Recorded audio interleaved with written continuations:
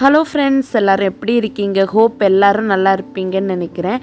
இன்றைக்கி 60 days of Christmas weight loss சேலஞ்சில் day 31ஓட டயட் மீல் பிளான் என்ன அப்படிங்கிறதும், இன்றைக்கி என்னோடய டே எப்படி போச்சு அப்படிங்கிற ஒரு ஒன் டே விலாகும் தான் உங்கள் கூட நான் ஷேர் பண்ணிக்க போகிறேன். இன்றைக்கி மார்னிங் எந்திரிக்கும் போதே ஜக்கும் என் கூடவே எந்திரிச்சிட்டாரு. அவர் என் கூடவே எந்திரிக்கிறதுக்கு ரீசன் வேறு ஒன்றுமே இல்லை, நானே லேட்டாக தான் எந்திரிப்பேன். இன்றைக்கி ஒரு 8:03 ஆகும்போது நான் எந்திரிக்கும் போதே அவரும் எந்திரிச்சிட்டார் என் கூடவே.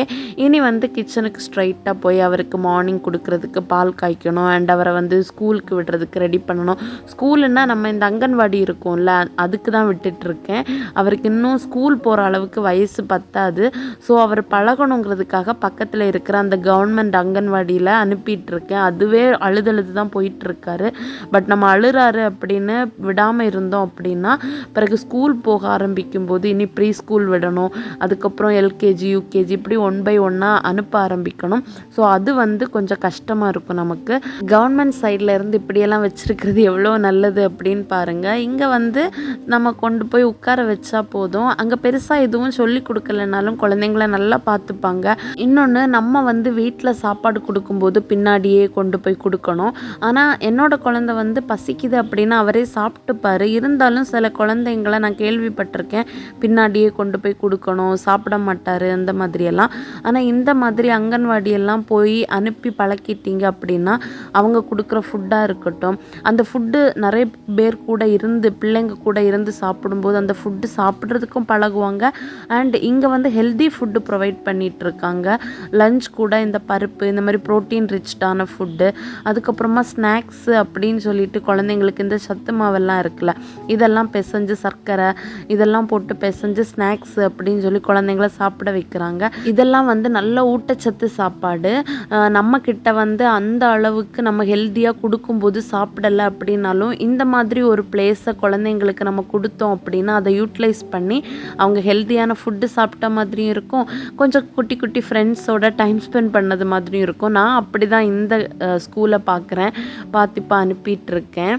அண்டு மார்னிங் அவரை அனுப்புறதுக்கு முன்னாடி கிச்சன் டே பிஃபோரே நான் வாஷ் பண்ணி வச்ச பாத்திரம் எல்லாம் அந்தந்த இடத்துல அடுக்கி வச்சுட்டு அண்டு கொஞ்சம் ப்ளசன்ட் ஃபீலிங்காக ஒரு சாம்பிராணி ஏற்றி வச்சுட்டு அதுக்கப்புறமா குழந்தைக்கு பால் தான் காய்ச்சிட்ருக்கேன். இவருக்கு பால் காய்ச்சி கொஞ்ச நேரம் ஆற வச்சுட்டு அதுக்கப்புறமா எடுத்து கொடுத்துருவேன். இவருக்கு பால் காய்க்கும் போது கொஞ்சமாக ஜிஞ்சர் கூடவே நாட்டு சர்க்கரை இருக்குல்ல, இதுவும் போட்டு நல்ல லோ ஃப்ளேமில் வச்சு காய்ச்சிட்டு ஆற வச்சுருவேன். ஆறினதுக்கப்புறமா எடுத்து கொடுத்துருவேன்.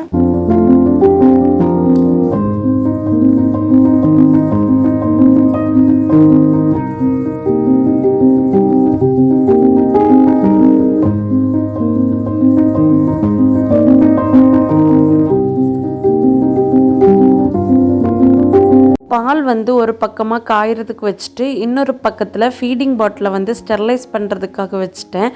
இந்த ஸ்டெர்லைசரில் ஒரு டைம் நம்ம ஃபீடிங் பாட்டிலை ஸ்டெர்லைஸ் பண்ணிட்டோம் அப்படின்னா 24 ஹவர்ஸ்க்கு அடுத்து பண்ண வேண்டாம். ஆனால் எனக்கு என்னமோ திரும்பவும் ஈவினிங் அவனுக்கு பால் கொடுக்கும்போது மறுபடியும் ஸ்டெர்லைஸ் பண்ணி தான் கொடுப்பேன். அப்போ தான் கொஞ்சம் திருப்தியாக இருக்கும். ஏன்னா நம்ம அங்கங்கேயே வச்சுருப்போம், அப்போ அது ஒரு மாதிரி அன்ஹைஜீனிக்காக இருக்கும். அதனால மறுபடியும் ஸ்டெர்லைஸ் பண்ணிட்டு தான் கொடுக்குறது. பாலை காய்ச்சி ஒரு பக்கமாக ஆற வச்சுட்டு இன்னொரு பாத்திரத்தில் எனக்கு எம்டி ஸ்டொமக்கில் குடிக்கிறதுக்கு சீரக தண்ணி தான் போட்டுட்டு இருந்தேன். சீரகம் இருந்த பாட்டில் காலி ஆயிடுச்சு, அதனால் அதை ரீஃபில் பண்ணிவிட்டு சீரக தண்ணி போட ஆரம்பிச்சிட்டேன்.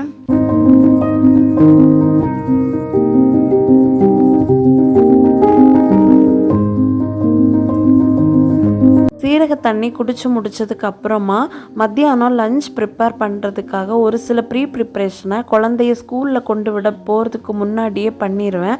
அவருக்கு 10 மணிக்கு ஸ்கூலு. ஸோ ஸ்கூல் கொண்டு விட போகிறதுக்கு முன்னாடி பண்ணி வச்சுட்டு போனேன்னா அவரை கொண்டு விட்டுட்டு நான் ஃப்ரீயாக தான் இருப்பேன்.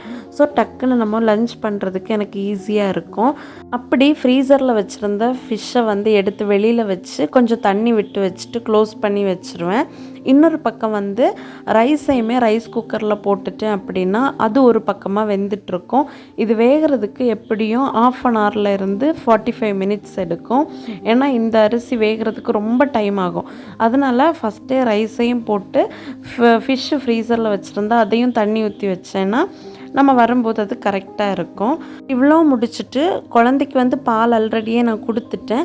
ஸோ அதுக்கப்புறமா அவரை ஃப்ரெஷ்அப் பண்ணி ஸ்கூலுக்கு அனுப்புறதுக்கு ரெடி பண்ணிகிட்டு இருந்தேன். அவரை ஃப்ரெஷ்அப் பண்ணும்போதெல்லாம் அவருக்கு தெரியாது ஸ்கூலுக்கு போக போகிறாரு அப்படின்னு. நான் 2 வீலரில் கூட்டிகிட்டு போகும்போது தான் அவருக்கு தெரியும், ஓ நம்மளை ஸ்கூலில் கொண்டு விட போகிறாங்க போல் அப்படின்னு. அங்கே போய் பக்கத்தில் போக அழுக ஆரம்பிச்சிருவார். இப்போ போகும்போது கொஞ்சம் ஜாலியாக குடுகுடுன்னு போகிறாரு. ஸோ எனக்கு இன்றைக்கி ரொம்ப பாவமாக இருந்துச்சு. நானே ரொம்ப எமோஷ்னல் ஆகிட்டேன். பட் வெளியில் காட்டிக்கல. அவர் உள்ளே விட்டுட்டு நான் வெளியே வரும்போது அந்த கேட் வழி என்னை அப்படியே பார்த்துட்டே நின்னார். எனக்கே ரொம்ப கஷ்டமாக இருந்தது. ஆனால் என்ன பண்ணுறது, நம்ம விட்டுட்டு வந்து தான் ஆகணும், அப்போ தான் பழகுவார் அப்படின்னு மனசை கல்லாக்கிட்டு அப்படியே விட்டுட்டு வந்துட்டேன். அண்ட் வீட்டுக்கு வந்ததுமே லஞ்சுக்கான குக்கிங் ஆரம்பிச்சிட்டேன். அதுக்கு முன்னாடி பிரேக்ஃபாஸ்ட் ஏதாச்சும் சாப்பிடும் அப்படின்னு கொஞ்சம் பசிக்கிற மாதிரி இருந்துச்சு. சரி, பிரேக்ஃபாஸ்ட் ஒரு பக்கம் ரெடி பண்ணிவிட்டு இன்னொரு பக்கம் லஞ்ச் வேலையுமே பார்த்துருவோம் அப்படின்னு பிரேக்ஃபாஸ்ட்டுக்கு இந்த கார்ன் தான் நான் வந்து வேகிறதுக்காக போட்டிருந்தேன். இந்த கார்ன் வந்து என் ஹஸ்பண்டுக்கும் ரொம்ப பிடிக்கும். ஸோ ஒரு ஃபுல் கார்னையுமே நான் வேகிறதுக்கு போட்டுட்டேன். ஸோ பாதி அவருக்கு பாதி எனக்கு எடுத்துக்கலாம் அப்படின்னு. அண்ட் அதை வந்து ஒரு பக்கம் வேகிறதுக்கு போட்டுட்டு இன்றைக்கி லஞ்சுக்கு வந்து சைட் டிஷ்ஷாக பீட்ரூட் கூட்டு வைக்கலாம் அப்படின்றேன். ஸோ பீட்ரூட் எடுத்து பீல் பண்ணி வாஷ் பண்ணி துருவி வச்சிட்டோம் அப்படின்னா அது கூட்டு வைக்கிறதுக்கு ரெடியாக இருக்கும். நம்ம கூட்டு மட்டும் அதுக்கப்புறம் வச்சா போதும்.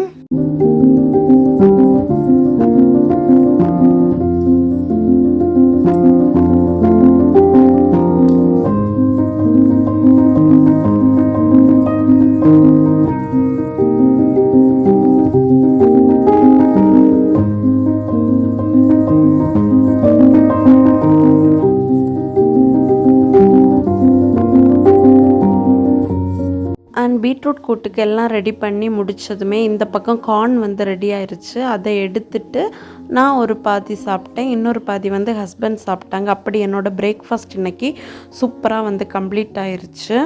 அண்ட் இதை கம்ப்ளீட் பண்ணிவிட்டு பீட்ரூட் கூட்டு வைப்போம் அப்படின்னு பேன் வந்து ஸ்டவ்வில் வச்சுருக்கேன். பேன் ஹீட் ஆனதும் ஆயில் விட்டு, ஆயிலும் ஹீட் ஆனதும் கடுகும் கருவேப்பிலையும் போட்டு ஃபஸ்ட்டு தாளிச்சிட்டு அதுக்கப்புறம் நான் பீட்ரூட்டை வந்து நல்லா துருவிட்டு அது கூடவே கொஞ்சம் ஆனியனும் கட் பண்ணி வச்சுருந்தேன். அதெல்லாம் போட்டு நல்லா வந்து மிக்ஸ் பண்ணிக்கலாம். பீட்ரூட் வந்து இந்த கேபேஜு கேரட் மாதிரி சீக்கிரம் வேகாது, வேகிறதுக்கு கொஞ்சம் டைம் எடுக்கும். ஸோ நம்ம ரொம்ப நேரம் போட்டு நல்லா வதக்குறது மாதிரி இருக்கும்.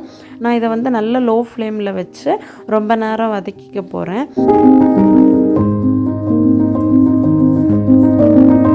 இந்த பக்கம் தண்ணியில் போட்டு வச்சுருந்த ஃபிஷ்ஷை வந்து நல்லா கட் பண்ணி க்ளீன் பண்ணி எடுத்திருக்கேன் ஃப்ரை பண்ணுறதுக்காக.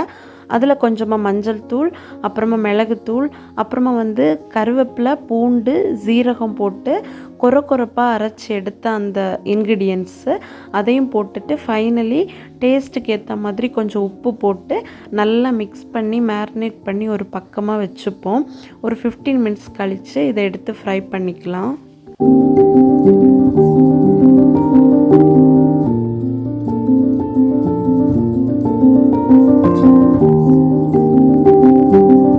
அதை ஒரு பக்கமாக வச்சுட்டு இன்னொரு பக்கம் நம்ம பீட்ரூட் கூட்டுக்கு தேவையான அளவு தேங்காய் துருவி எடுத்துக்க போகிறோம். இதுக்கு முன்னாடி போட்ட வீடியோவில் ஒரு கமெண்ட்ஸ் வந்துருந்துச்சு, இந்த துருவின தேங்காவை எவ்வளோ நாள் வரைக்கும் ஃப்ரிட்ஜில் வச்சுக்கலாம் அப்படின்னு. நீங்கள் தேங்காய் இப்படி துருவி வைக்கிறீங்க அப்படின்னா ஃப்ரீசரில் வைங்க. ஃப்ரீசரில் வச்சிங்க அப்படின்னா 1 வாரம் வரைக்கும் கெட்டு போகாது.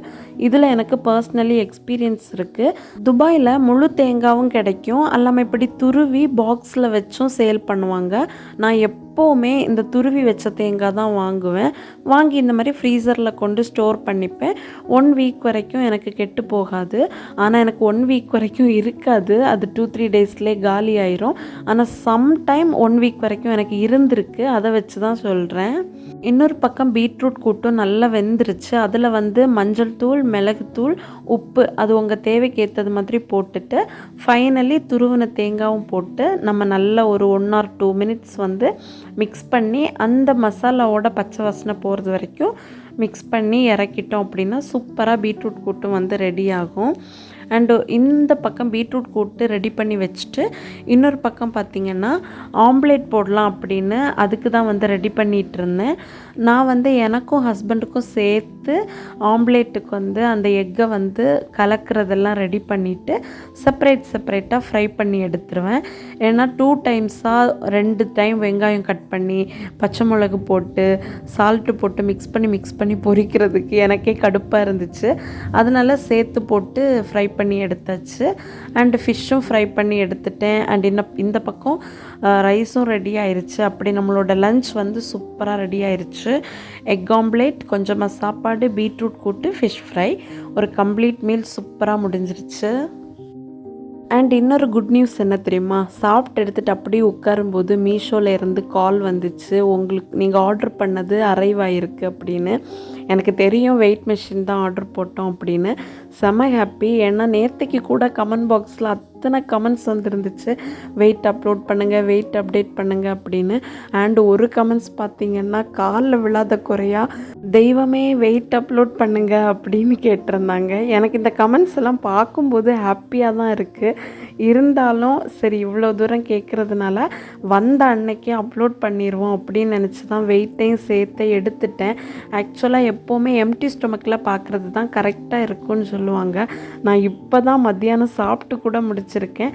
ஓரளவுக்கு நம்ம வெயிட் எவ்வளோ அப்படின்னு பார்க்கலாமே அப்படின்னு ஃபைனலி வெயிட் மிஷின் ஓப்பன் பண்ணுறேன். சூப்பராக இருந்துச்சு. நான் எக்ஸ்பெக்ட் பண்ணது மாதிரியே தான் இருந்துச்சு. அண்டு ஒர்க்கிங் கண்டிஷன் பார்த்திங்கன்னா அதுவுமே சூப்பராக இருந்துச்சு. ஏற்காச்சும் வேணும்னா கேளுங்க, நீங்கள் கேட்டிங்கன்னா நான் லிங்க் வந்து உங்களுக்கு நான் கொடுக்குறேன் டிஸ்கிரிப்ஷன் பாக்ஸில். நம்ம லாஸ்ட்டாக வந்து டிஜிட்டல் மெஷினில் வெயிட் செக் பண்ணப்போ 87 கிலோ இருந்தோம். அண்ட் அனலாக் மெஷினில் வீட்டுக்கு வந்துட்டு செக் பண்ணும்போது 83 கிலோ அப்படின்னு நம்ம பார்த்துருந்தோம். இந்த மெஷினில் வெயிட் செக் பண்ணும்போது பார்த்திங்கன்னா 83 கிலோவும் 500 கிராமும் இருந்துச்சு. அனலாக் மெஷினில் நம்மளால் அப்ராக்சிமேட்டாக பார்க்க முடியாதுல்ல, எவ்வளோ கரெக்டாக இருக்குது ரீடிங் வைஸ் பார்க்க முடியாதுல்ல. அது மேபி 84 இருந்திருக்கலாம், தெரியல எனக்கு. பட் இப்போது ஹாப்பி தான் எனக்கு இந்த வெயிட் இவ்வளோ லாஸ் ஆனது. ஏன்னா நான் எப்போ வெயிட் மெஷினில் ஏறி நின்று என்னோடய வெயிட் பார்க்கும்போதும் நான் லாஸ்ட்டாக எவ்வளோத்தில் இருந்தேன் அப்படின்னு பார்க்குறத விடைக்கும் நான் இந்த ஜேர்னியை ஸ்டார்ட் பண்ணும்போது எவ்வளோவில் இருந்து இப்போ எவ்வளோ வந்திருக்கேன்னு தான் யோசிப்பேன். என்னோடய வீடியோ ஃபஸ்ட்டில் இருந்து பார்க்குறவங்களுக்கு தெரியும் 102 கிலோவில் இருந்தேன்னா இப்போ 83 பாயிண்டில் வந்திருக்கேன். அப்படின்னா இதை விட எனக்கு வேறு என்ன வேணும்? செம ஹாப்பி. நான் கிவ் அப் பண்ணாமல் இவ்வளோ தூரம் அதை வந்து கன்சிஸ்டன்சியாக ஃபாலோ பண்ணுறதே பெரிய விஷயமாக தான் பார்க்குறேன். கடவுளுக்கு தான் நான் நிறைய தேங்க்ஸ் சொல்லணும் இந்த அளவுக்கு நான் கன்சிஸ்டன்சியாக இருக்கிறதுக்கு. அண்ட் அதெல்லாம் முடிச்சுட்டு கொஞ்சம் நல்ல ஒரு தூக்கத்தை போட்டுட்டு ஈவினிங் போல் ஹஸ்பண்ட் கூட வெளியில் டின்னர் சாப்பிட போகலாம் அப்படின்னு கேட்டதும் அவர் ஓகே சொல்லிட்டாரு. ஸோ நானும் ஜக்கு குட்டியும் ரெடியாகி வெளியில் போகிறதுக்கு தான் இருக்கோம். அண்ட் இன்னி வந்து நான் கொஞ்சம் வாக்கிங் எல்லாம் ஸ்டார்ட் பண்ணுவோமான்னு யோசிக்கிறேன் அப்கமிங் டேஸில். ஏன்னா எனக்கு பீரியட்ஸ் வந்து இன்னைக்கு இல்லைன்னா நாளையோட கம்ப்ளீட் ஆயிரும். அதுக்கப்புறத்துலேருந்து வாக்கிங் ஸ்டார்ட் பண்ணலாமான்னு யோசிச்சிருக்கேன். பார்ப்போம். ஸ்டார்ட் பண்ணேன் அப்படின்னா கண்டிப்பாக உங்கள் கூட நான் ஷேர் பண்ணுவேன். அப்புறமா 2-3 கமெண்ட்ஸ் வந்து உங்கள் ஹோம் டூர் போடுங்க அப்படின்னு கேட்டிருந்தீங்க. கண்டிப்பாக நான் உங்களுக்காக ஹோம் டூர் போடுறேன்.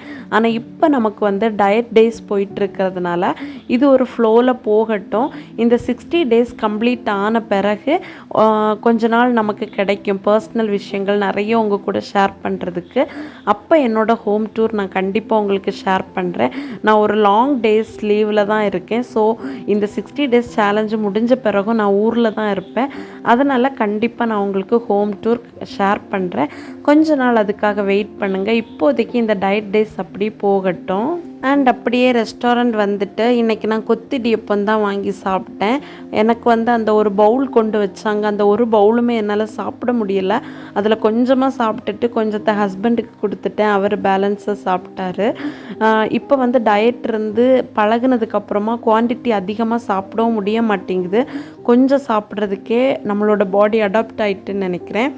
அண்ட் அவ்வளோதான். இந்த டே எனக்கு இப்படி தான் ரொம்ப சூப்பராக முடிஞ்சிச்சு. பிடிச்சிருந்தா லைக் பண்ணுங்கள்.